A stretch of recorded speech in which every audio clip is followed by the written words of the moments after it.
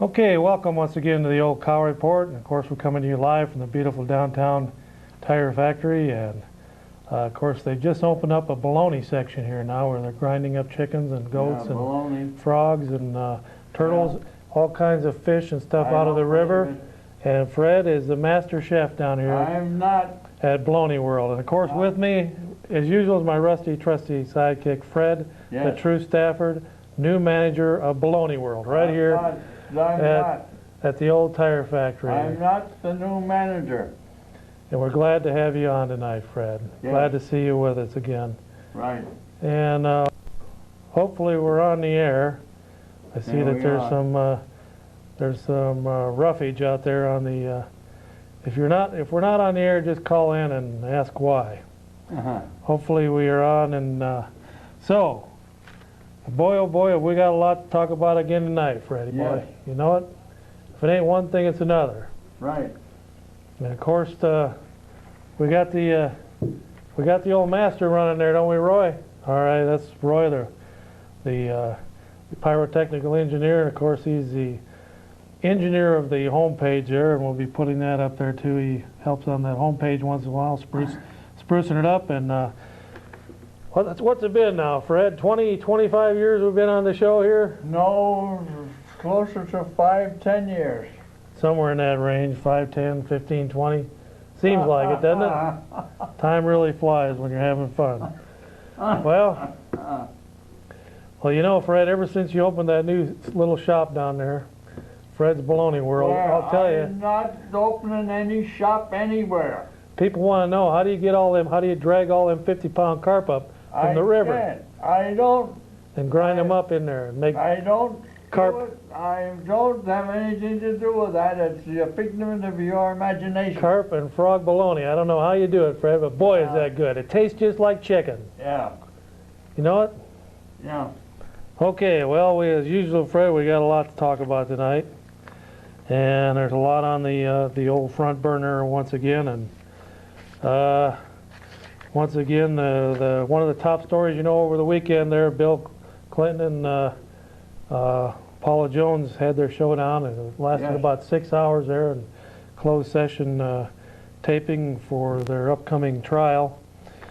But right around this time, Fred, Newsweek killed a story on the White House intern, a 23-year-old intern who had been having a sexual relationship with the president. According to the Drudge Report on your internet worldwide, at the last minute at 6 p.m. on Saturday evening, Newsweek magazine killed a story that was destined to shake official Washington to its foundation. A White House intern carried on a sexual affair with the President of the United States. The Drudge Report has learned that reporter Michael Ishkoff developed the story of his career only to have it spiked by top Newsweek suits hours before publication. A young woman, 23, sexually involved with the love of her life, the President of the United States, since she was a 21-year-old intern at the White House. She was a frequent visitor to a small study just off the Oval Office where she claims to have indulged the President's sexual preferences. Reports of the relationship spread in White House quarters, and she was moved to a job at the Pentagon where she worked up until last week. The young intern wrote long love letters to President Clinton, which she delivered through a delivery service. She was a frequent visitor at the White House after midnight, where she checked in the wave logs as visiting a secretary named Betty Currie. The Drudge Report has learned that tapes of the intimate phone conversations do exist. The relationship between the president and the young woman became strained when the president believed that the young woman was bragging about the affair to others. Newsweek and Isikoff were planning to name the woman. Word of the story's impeding release caused blind chaos in media circles. Time magazine spent Saturday scrambling for its own version of the story. Then the New York Post on Sunday was set to front the young intern's affair, but was forced to fall back on the dated ABC News Kathleen Wiley break after Newsweek held back details. The story was set to break just hours after President Clinton testified in the Paula Jones sexual harassment case. Yes. Ironically, several years ago, it was Isikoff that found himself in a shouting match with editors who are refusing to publish even a portion of his meticulously researched investigative report that was to break about Paula Jones. Took off for the Washington Post at the time and left shortly after the incident to go with Newsweek. So there you have it, Fred. Yes. Bimbo eruptions all over the place once Yes. again. Of course, this is just kind of like an iceberg that, of course, all of you that have watched the Titanic out there, you know there's more. You see a little bit of an iceberg on top of the water, you know there's more below it. And there's been, probably getting close to 8 or 9 women now that have had affairs. Matter of fact, one guy got beat nearly to death down in Arkansas because he happened to have a security camera in his apartment complex. The security camera would look down the hall to see if there was, when he would go to the door to see who was at the door, he could look in the security camera and see who was out there. So he's an attorney down there, and he didn't want to just open his door to anyone. Well, that security camera happened to film the president when he was governor going in to meet with another one of his girlfriends in an apartment that was just down the hall where that security camera was pointing. Well, unfortunately for that lawyer, he got the living crap beat out of him, Fred. Yes. I've seen photographs telling about the extent of his injuries, and he almost died from it. He was just nearly beat half to death, and of course they took the master tapes of showing the president going into her apartment. So these bimbo eruptions are nothing new. They've been going on for quite a few years, but you know, it makes you wonder what kind of relationship the president has there. Is it just in name only? And of course, she's a possible candidate for public office herself here one of these days, Fred, so you never can tell what's going on out there. There's a lot going on out there in the big old world. There's 260 million stories in the big old United States, Fred. Yes. Well, what do you got there tonight? I see where Cardinal Roger Mahoney of Los Angeles has announced the founder of EWTN TV network as a Vatican official, thus questioning the Vatican to decide whether the feisty monk crossed the line in defending his pastoral, confusing, and advising Los Angeles Catholics to disregard. How can he do that? He did. He's the boss of the diocese. That's Mahoney, isn't it? Yes. Okay, go ahead, caller. You're on the air. Hi guys, how's it going? I love your show. Hello. Well, thank you. I just had to ask you a question. What do you guys think about Terry Nichols? Do you think he should get the death penalty or what? And my second question is, do you guys play with each other's people? Okay, he wants to know about the death penalty, Fred. Now, what do you think about Terry Nichols there? Well, I wonder about Terry Nichols. I wonder why they didn't prevent that down in Oklahoma City before it was bombed. They knew it was coming 2 weeks before. A woman who was put into Elohim City advised them of it, and they did nothing. Huh. Well, it's just like they went into Waco, too. They killed everybody in Waco. Yeah. All That right. makes you wonder. Well, you know,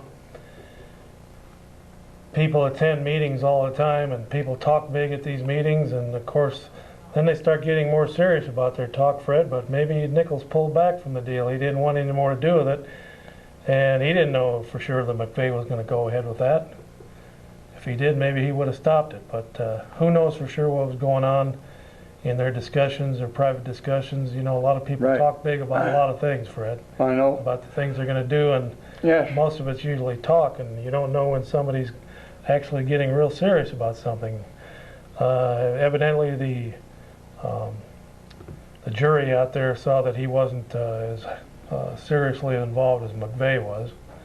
Of course, John Doe 3, or John Doe the third, or John Doe number 2, whichever he was, they never have found him.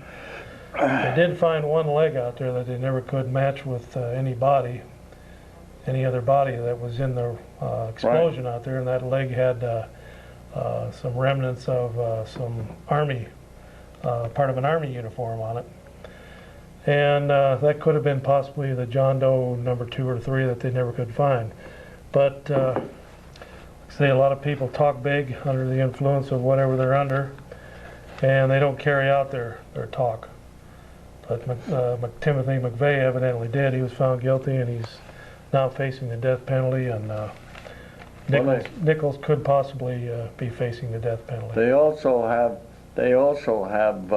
the FBI put people into organizations, and they were trying to get them to do things that they didn't bring up.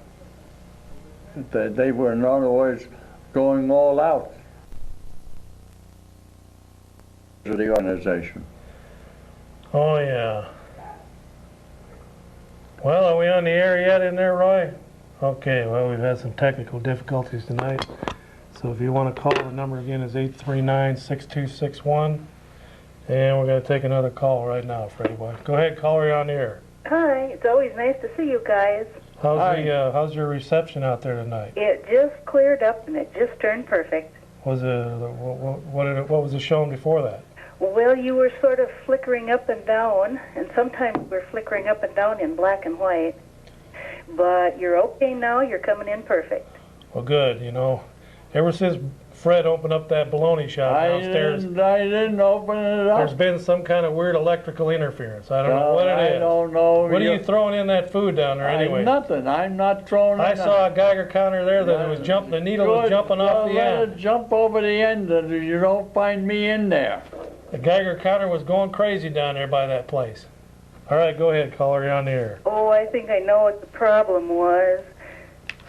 Somebody was buying too much of that Flavin Pop, and they went to work there at Jack TV with it. Yeah. I forgot all about the Flavin Pop. We better get that in the... You better have your There. ad. If you've already had your commercial for it, I'm afraid we kind of missed it because we couldn't see what was happening. There you go. Flavin Pop. Yeah. There you go. Thinking man's drink, right, Fred? Yeah. When you drink that, you don't think anymore. That's right. Oh, All right. I think Fred is my favorite comedian. He's a good one. Yeah.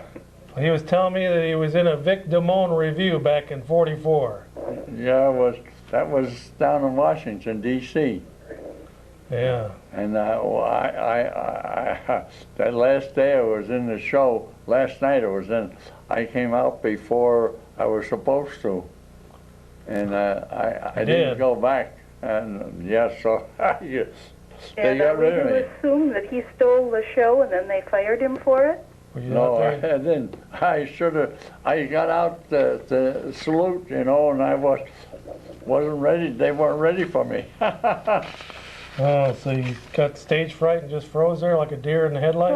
No, I stood there. I didn't know. I didn't know until the end. And then there was another guy out there who was supposed to be out there instead of me. Oh, okay, all right. I think Fred's had a pretty interesting life. Yep. And Sure it is. still is interesting, seeing how he's on TV with you. Mhm. You're right. Right.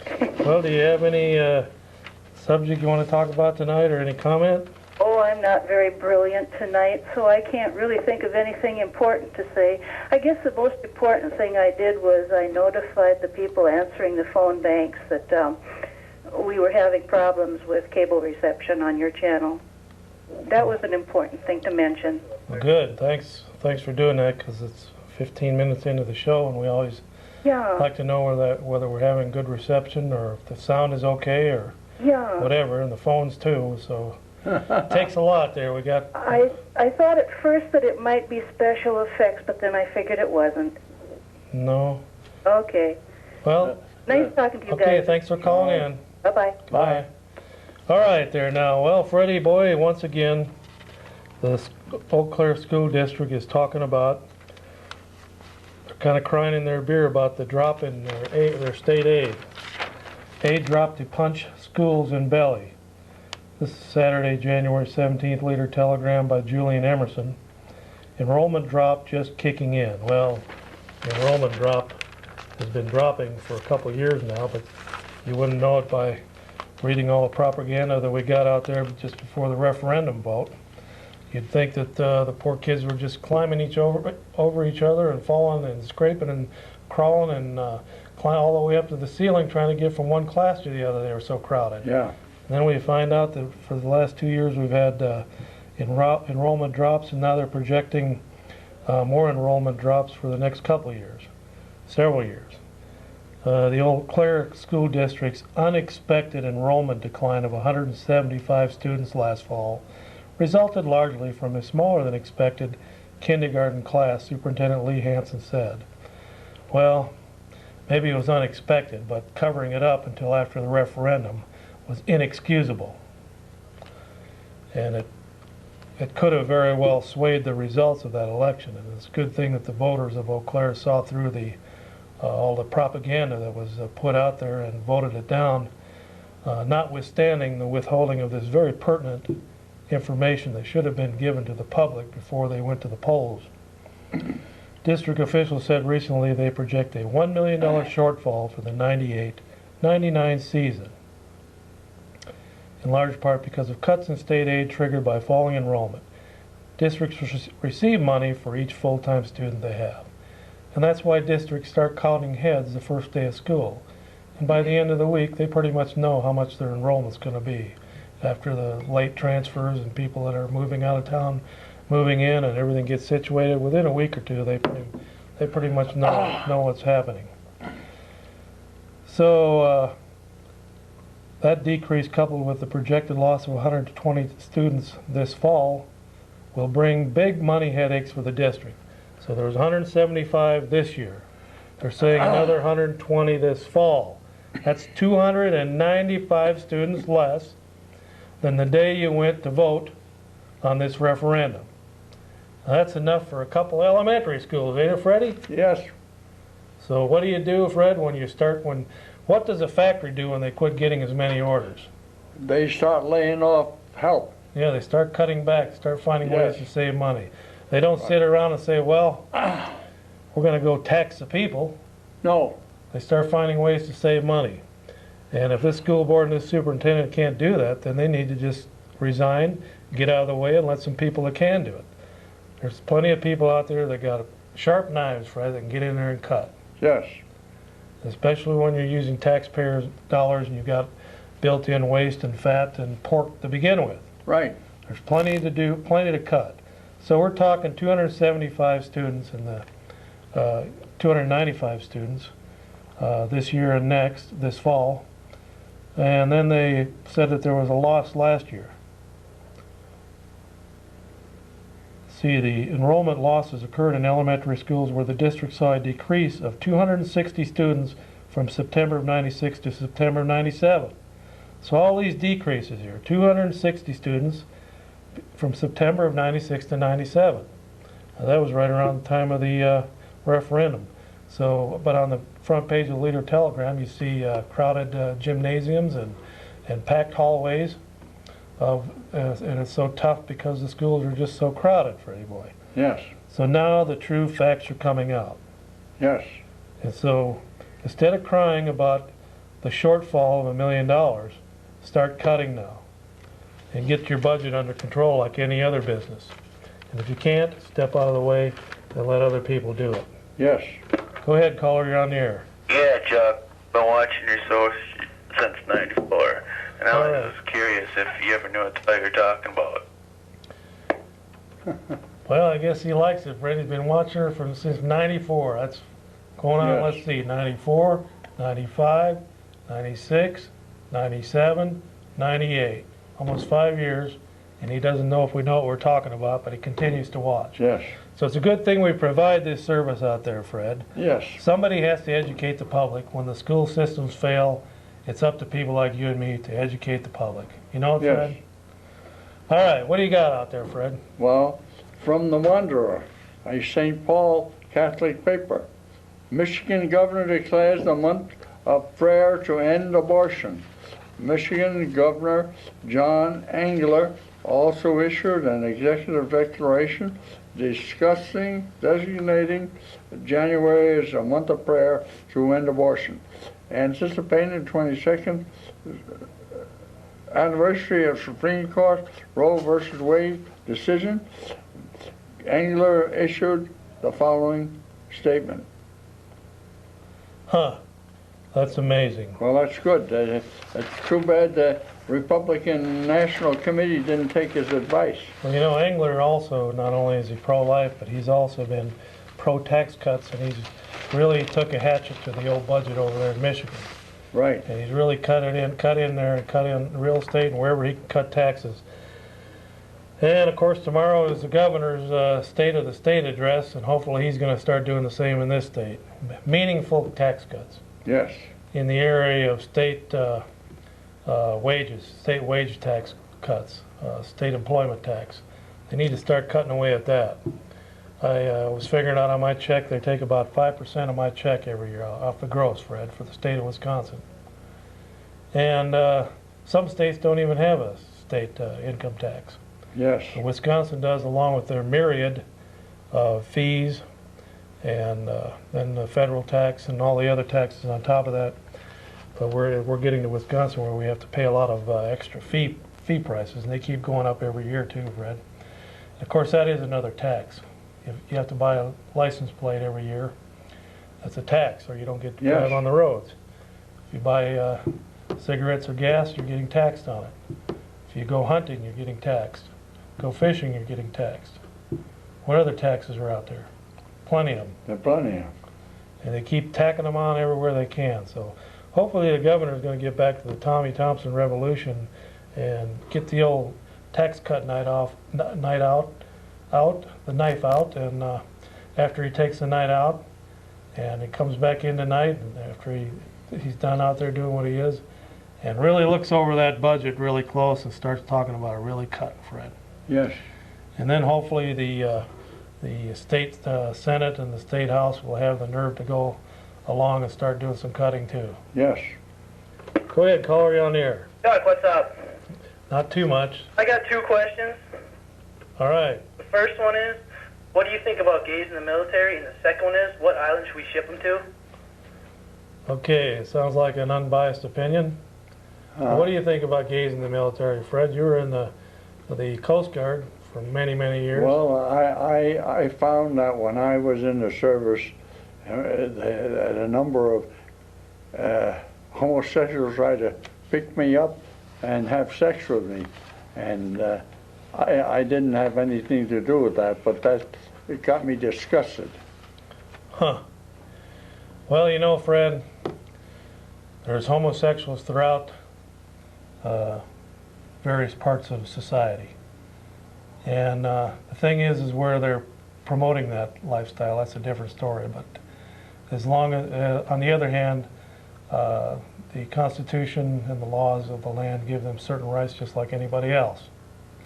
And so we can't deny any individual their basic inalienable rights.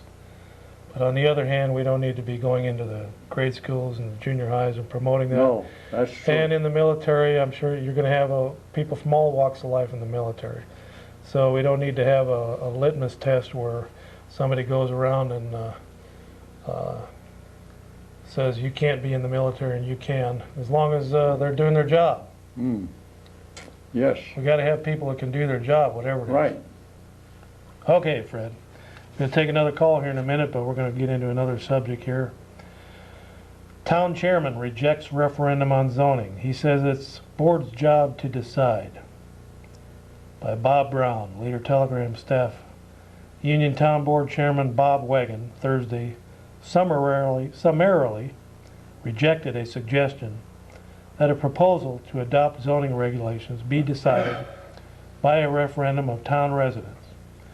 Well, I recall that there's been a couple of referendums in the past on this very issue in Union Township, and it's been this zoning, this socialist zoning that the Eau Claire County is trying to move in, and they want zoning in Union Township, Fred, because the county is just like any other socialist part of government. They have long tentacles and a big reach, and they want to go in there and they want to grab another hunk of the county and say, you're ours. We're going to control you from the day you wake up till the time you wake up in the morning till the time you go to sleep. Well, in the past, it's been soundly defeated by referendum, but now this town chairman says, that it's his job to decide.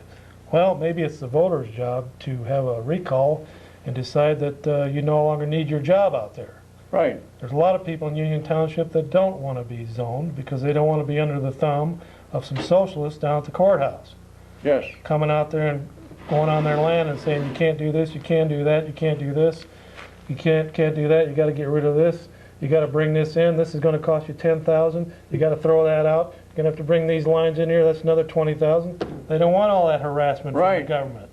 Right. That's why they've resisted zoning up until this point, January of 1998, after several referendums.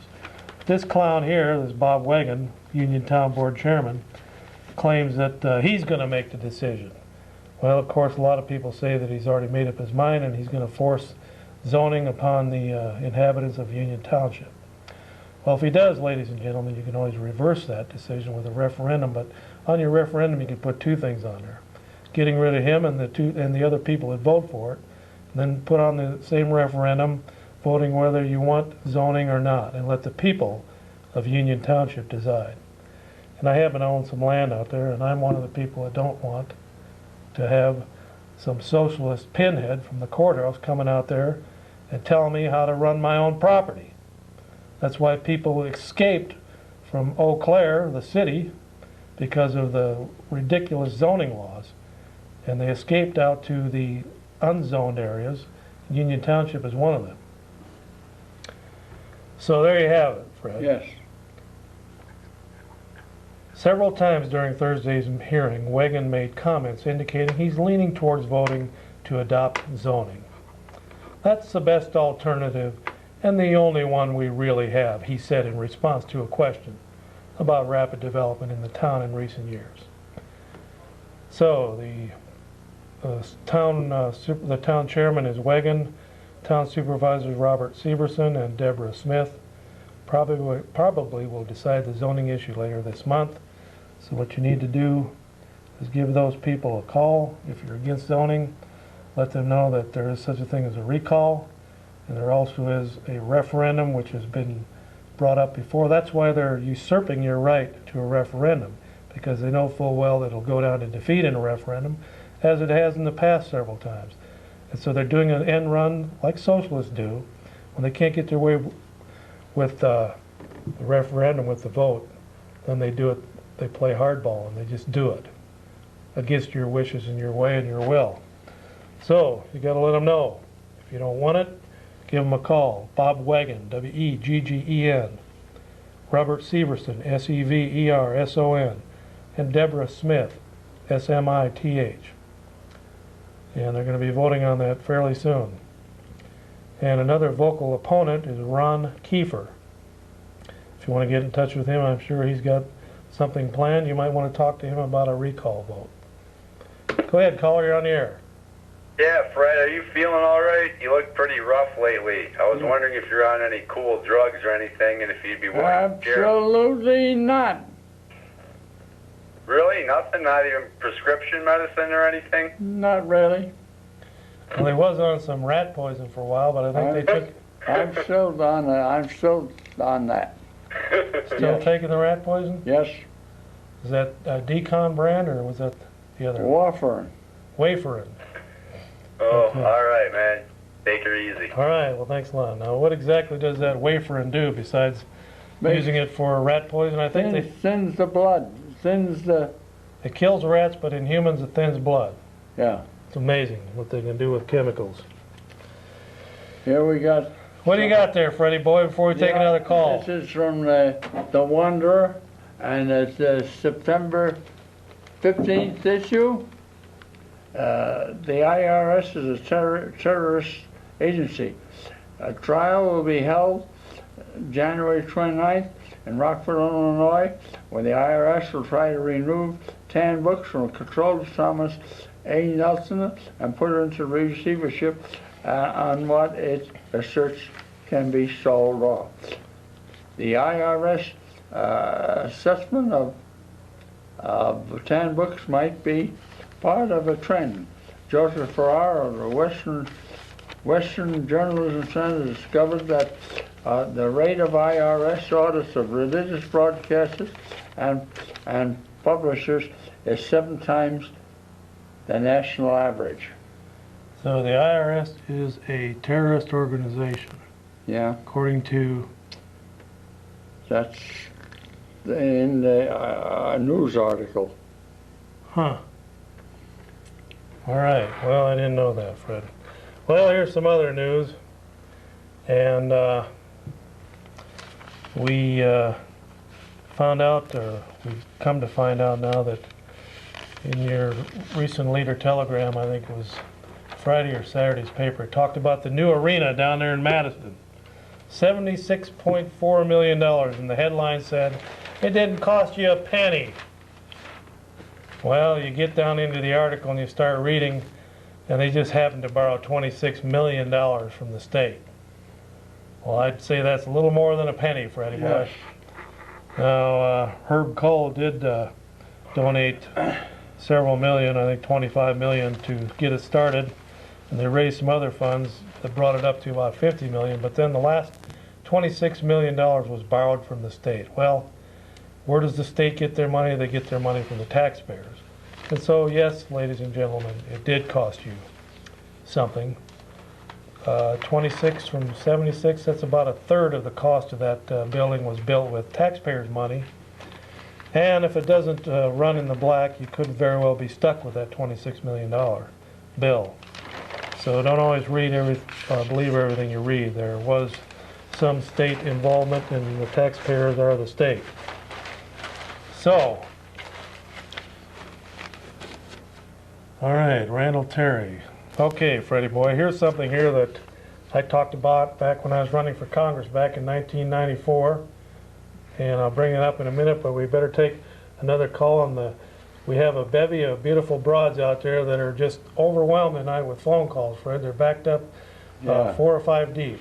And you know, Fred, that reminds me, back, you know, I was talking to Betty tonight, and we were talking about how poor you guys were back in the 30s. I wasn't that poor. And back when you was going to grade school, and you had to walk to school, and I wore shoes. and you and your family was so poor that That was you couldn't not afford poor. shoes. You had to We walk were on not. your knees We wore what? I did not. because you didn't have any shoes. So I you had shoes. You were the one who didn't have. had to walk 2 or 3 feet deep through snow on your knees because you couldn't afford didn't. shoes. I was not walking. Not walking That's without not what shoes. Betty said. That's what you said. That's what she said. Go ahead, caller, you're on the air. Yeah, this isn't a beautiful broad, but I just had a question. What are you wearing around your neck there? I can't tell what that is. Which part? This here? Yeah. It says Ford Twin I-Beam 100. What is that for? Never seen one of those before? Oh, I haven't. Those are off pickup trucks. You know how on MTV and stuff you see people with the big Mercedes-Benz medallion? I couldn't afford one. I couldn't afford one of those, so I got a Ford Twin I-Beam one. Oh, okay. Hey, thanks for calling in. And that reminds me, Fred, you know, all day long we've been hearing about this being the birthday of a famous person. You know, not too many people know this, but this is the birth date of Robert E. Lee. Yes. Isn't that amazing? And today was celebrated Martin Luther King's birthday. Well, they're That's both. the first time we honored a president by declaring a national holiday who might have been a communist. And according to Dr. Belladad, he came to Communist Party meetings. Dr. Who? Belladad. And where is he located? She was in New York City, Oh, member of the Communist Party, and she dropped out and became a patriot. and well, I know that he was. He attended classes. It was Patrice Lumumba training sessions, and I've seen photographs of him in the front row of those training sessions when he was younger. Of course, Patrice Lumumba was from South Africa, or from Africa, and he was a leader of the communist insurgency movement over there, wasn't he?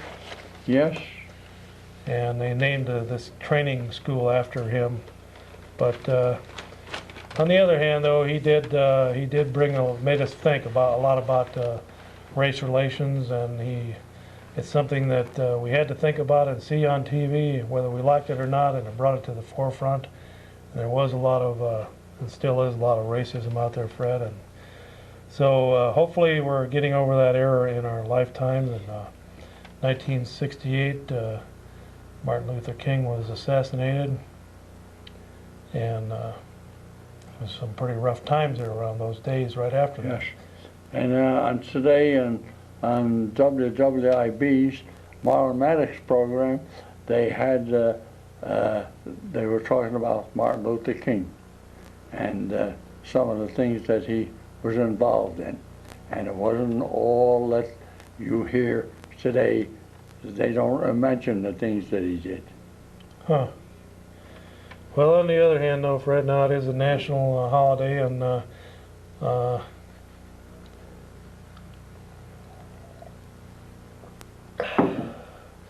do we got out there, Roy? We got some sabotage tonight?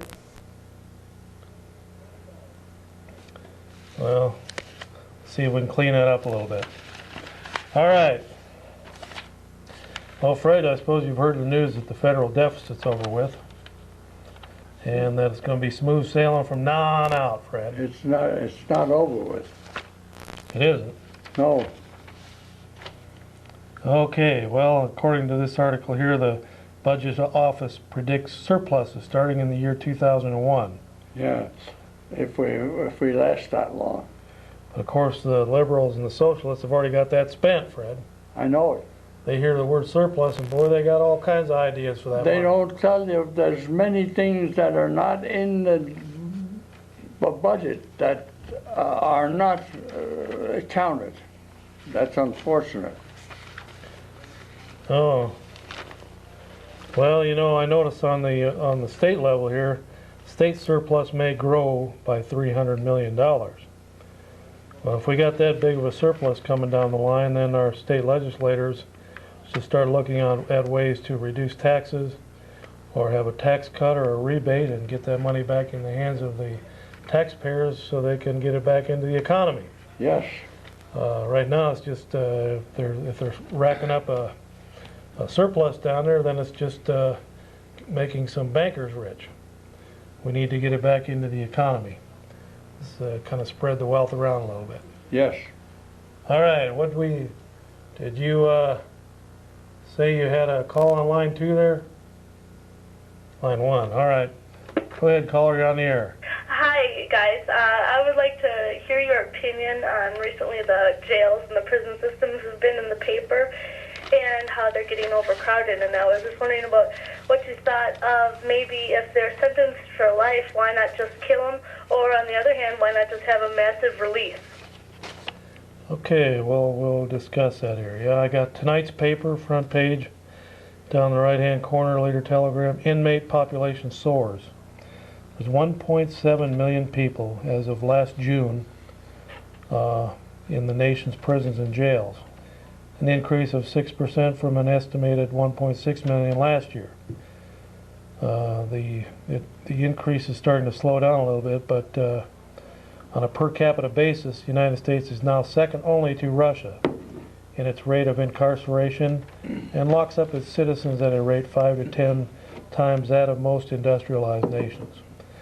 So we could be getting carried away with so many laws, and I've always said that for every law that is passed and signed into law by a governor or by a president, that they ought to throw 2 laws out, 2 obsolete laws, or laws that pertain to that certain issue that preceded it. They need to get rid of some of the laws. You know, at one time, Fred, we had 10 laws in the world. Yes, I know. 10 commandments. Yes. But now the law books will Got thousands. thousands of law books with thousands of pages in them. Yes. And it's getting hard to make heads or tails of all the laws out there. Well, we ought to get rid of, instead of when they go in there for a death sentence, they keep them there 10 years or more. Of course, you add up all the people on death row, it's only a few thousand though, Fred, out of 1.7 million. I know. And so we need to start looking at different ways of, we just can't keep building more prisons, and we build colleges and high schools or schools of higher learning. There's something wrong in a society that's doing that. 1.7 million people. A lot of those are on here on Martin Luther King's birth date. A big majority of those are minorities, and they haven't been assimilated into our society here. And we need to find alternatives in a lot of these cases. Most of the people in prisons were under the influence of some kind of drug or alcohol when they committed their crimes. It's going to just continue to be a revolving door if they don't break that cycle in there somewhere. Yes. Either What break the drug abuse or the alcohol abuse or What they something. got to do is turn to Jesus Christ and do what He says. That's helped in a lot of cases, but there's also some problems here, Fred, when you got that many people. There's judges that seem to be throwing the book at kids nowadays that are still experimenting with drugs. Throw the book at them, give them 5, 6, 7 years in prison or whatever because they made a mistake when they're young, and then when these kids come out, they're no longer an innocent person that made a mistake. Then they, in a lot of cases, they can't find decent employment or whatever, and they end up getting in that recidivism and recycling back in and out of prisons. We need to break those cycles, and we need to empty out the jails of a lot of the people that are possibly in there for marijuana. They need to find some alternatives in that area, Fred, and they need to start rehabilitating a lot of the people that are in there because of alcohol and drug abuse, instead of just letting them dry out for a few years and then they go right back out on the streets and get right back into the same drugs and go back in with the same people that got them in trouble to begin with. So, Freddie boy, we don't need a prison on every street corner. Right. It just shows that our society is not dealing with this properly. It's spinning out of control. Right. And there needs to be some changes, and there needs also to be some alternatives and some experimentation. We need some thinkers about the future out there that are wondering what happens when this 1.7 million people are cycled back into society, all the new crimes that are created when they're cycled back in, and then they're back in through the court systems and then back into the prisons, back out into the court system and back into the prisons. We need to break that recidivism cycle. What do you got there, Freddie boy? The policemen of the Balkans, those who warned that the U.S. troop commitment to Bosnia risked an open-ended entanglement, and the Balkans were right. But Bill Clinton has now confirmed that U.S. troops will remain indefinitely. No plan, no strategy, no timetable exists for their withdrawal. What are the conditions the President has set up before the United States can leave? Bosnia's joint institutions must be self-sustaining. A civilian police force must be in place, large enough and sufficient to keep order in the country. And Bosnia's media should be free of hate and venom. This is a formula for permanent entrapment. Okay, well, it sounds like quite a mess over there in the Balkans. And of course, you were over there right before you went to Nam, were you? No. Hello. Hello? Hello. Go ahead, you're on the air. Hey, what's going on tonight with the show? Why, what happened? I don't know. It's probably the best one I've ever seen. It is. Yeah, I got a question. Before there was a caller that was asking about how Fred's doing. How possibly stoned can he be? Fred, you look like you're baked. Yeah. And one more thing, Chuck. You still owe me that pound of weed I bought off you. Let's see, I owe you the pound of weed. Remember that deal we made in the Legion? Oh yeah, Legion. Okay, Freddie boy. So there you have that now. Is anyone watching out there tonight? Have you ever got a ticket locally from the local police? You ever got a ticket in Eau Claire, Yes. Fred? You don't like it when you got to pay those, do you? Right. Well, thanks to our benevolent legislators down in Madison, they jacked up the price here to where it's what, 140, 150 bucks for a minor speeding ticket. It's gotten totally out of control, and I think it was either Schaefer or Sikora talked about throwing that law out and getting it back to reality, getting it down to 40, 50 bucks. What I suggested to Dave Zine a long time ago is because Dave Zine puts on 50, 60,000 miles a year. Somebody that puts on that many miles, your chances of being stopped increase with the amount of mileage you drive in a year. It's just going to, statistically, it's going to happen. So if you put 12,000 miles on a year, you're going to probably get stopped so many times. Well, when you get up there 40, 50, 70,000 miles a year, you're going to get stopped a lot more often. It's just the odds and the statistics are going to be against you. So they should have a system where you get so many warnings before you get your first ticket. And then that first ticket doesn't have to be 140, 150 bucks. That's ridiculous. All it is revenue raising, and you're turning law enforcers who are trying to, who need to get into the deeper things of crime and to solve and to work on some of the more heinous crimes. We don't need to have the police out there as revenue enhancers and revenue agents running around writing tickets when we got a lot of unsolved crimes and a lot of other crimes that need to be worked on. And but we don't need to have cops out there that are being forced by their superiors into writing so many tickets.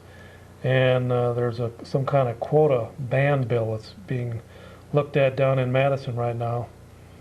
And Rob Kryvik's talking about it in today's Leader Telegram.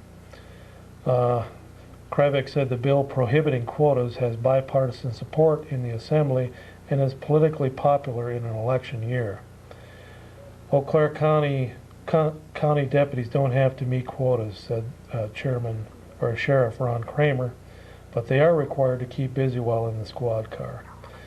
And nobody's, we want the police to be busy and have a presence out there, and we need more foot cops and more people out of the patrol cars. I notice now a lot of the patrol cars, you're seeing two law enforcement people in one car instead of the old way of having one. But you need more foot patrol presence in areas like Water Street, downtown Eau Claire. Those areas, you need to show more of a presence there, and in the higher crime areas up north of the post office area there where you're getting into some drive-by shootings. We don't need cops running around all day long just writing tickets and creating revenue, a flow of revenue for the Eau Claire courthouse. It's just something that is ridiculous, and we need to have Kryvik and Zine and Sikora and other legislators moan. We need to have them stand up and reverse that law and get back to reality there and quit taking, and for some people, Fred, one ticket, it's around 150 bucks. Some people, that's all they make in a week.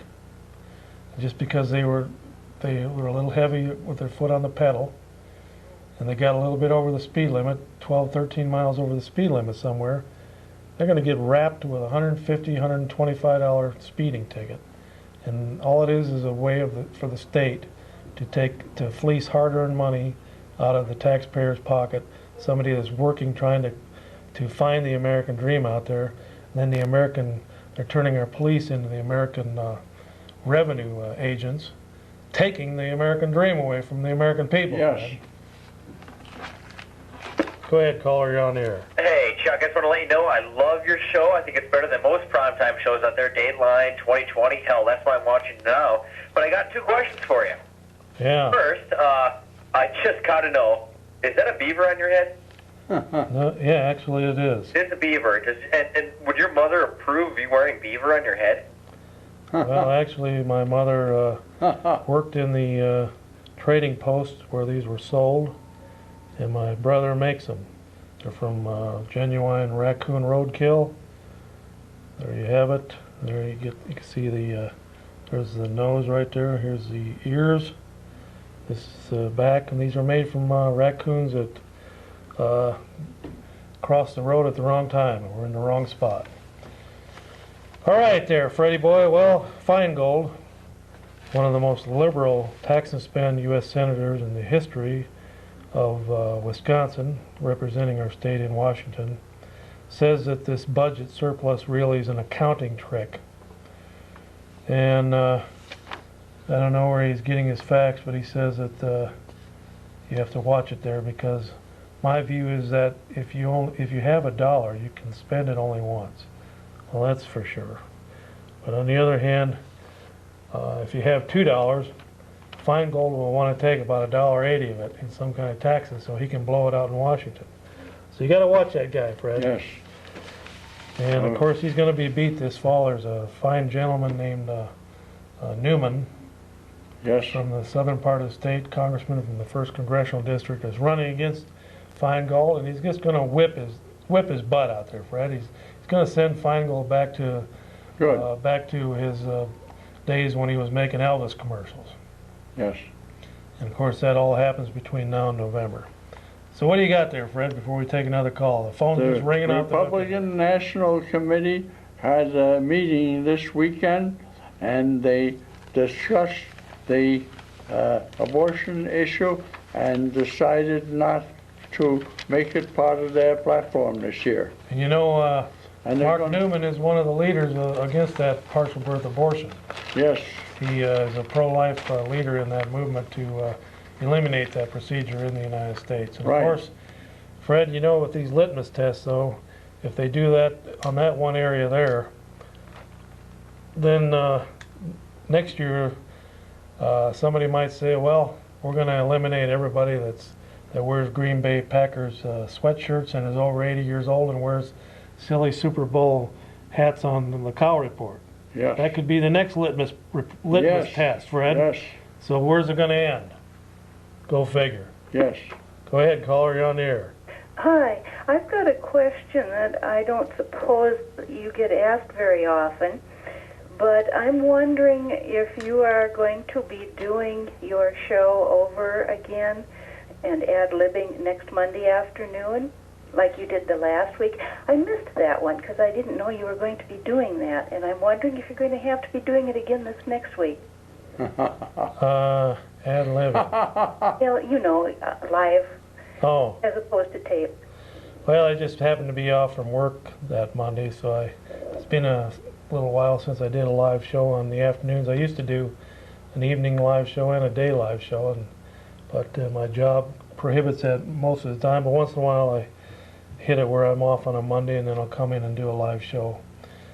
Next Monday, probably the show that aired last Monday at 2 o'clock will air again this Monday at 2. So if you missed it, you can catch it. We talk about the taxes and the union zoning issue and several different things. So you expect probably that show will be aired this next Monday afternoon? Either that one or this one. Okay. You've got some very interesting little slogans that show up on your screen. Yeah, I know. We've got somebody new out there that's a hacker. Roy Rogers Hoff has kind of let the show get out of his hands tonight, and you can see what happened here. The beginning of the show was all weird, and then we got some weird writing coming across the screen. So sometimes it's hard to keep control of the show when you're in here in the studio. And of course, if you ever want to come down to the studio, I'm not going to be here. Between 9 and 5, Monday through Friday, Fred is here I'm not here. Giving tours every 2 hours. I'm not here giving tours even once a year. But that's live television. It's very much more interesting than just seeing plain old tapes on network television. Well, you know, if you remember Milton Berle back in the old days, his shows were live, and there were a lot of live shows out there, and I guess ER or one of them had a live show not too long ago, but all of TV used to be live. All of the warts and all, and everything went because it was all live. But where's the beef?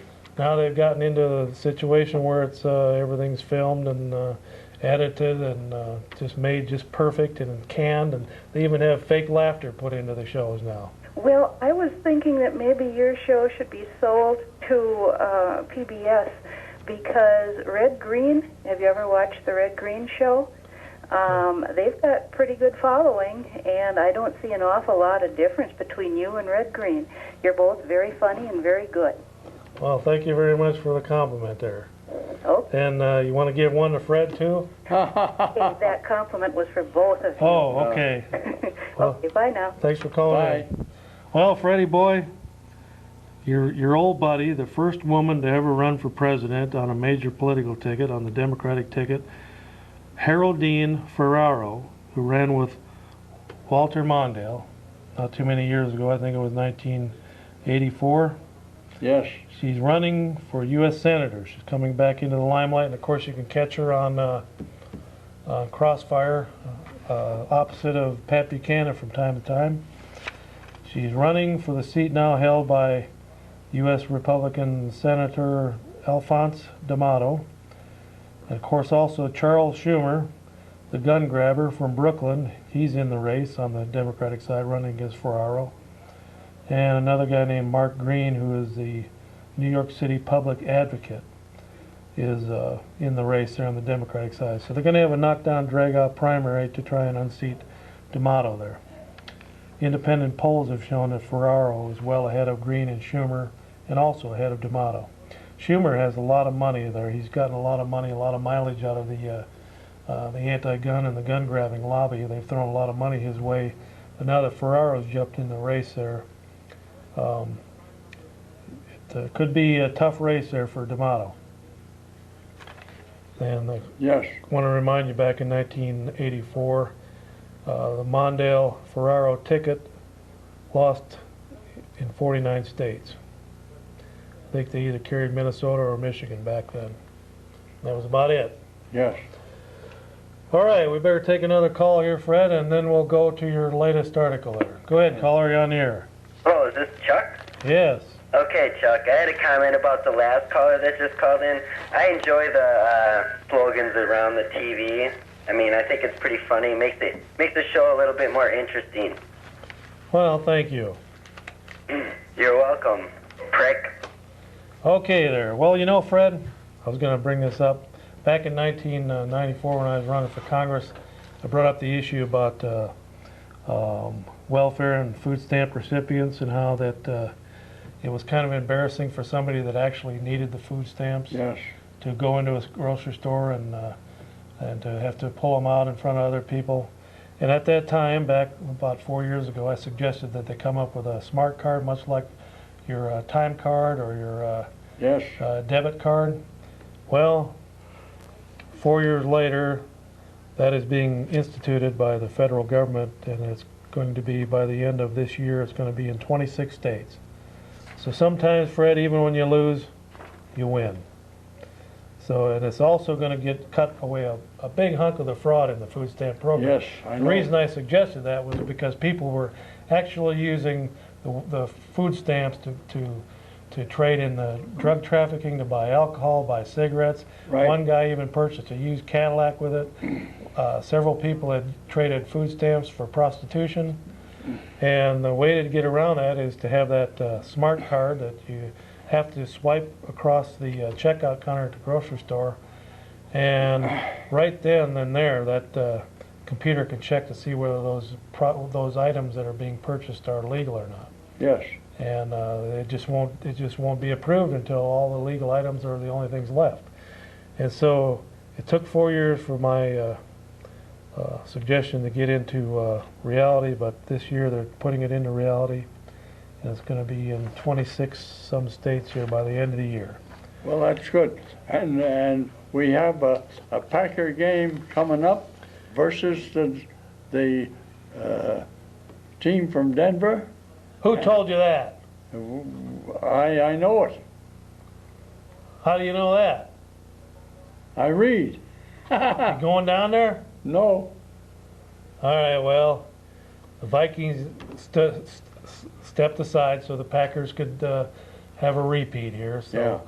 I guess I'll back the Packers here for this Yeah, one big okay. game this Sunday. Yes. And they better win. They better not let me down, It's because the Vikings had to step aside to let them get there. call one. This is the final call of the evening. Go ahead, caller.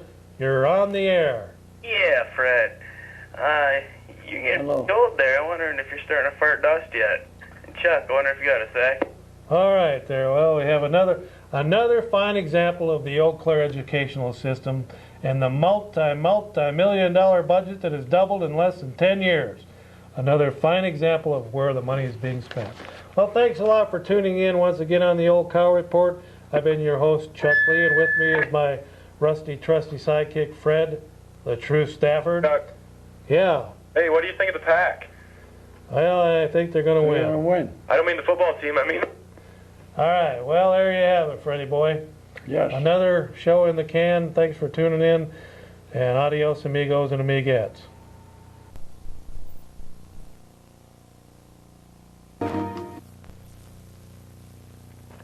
Welcome once again.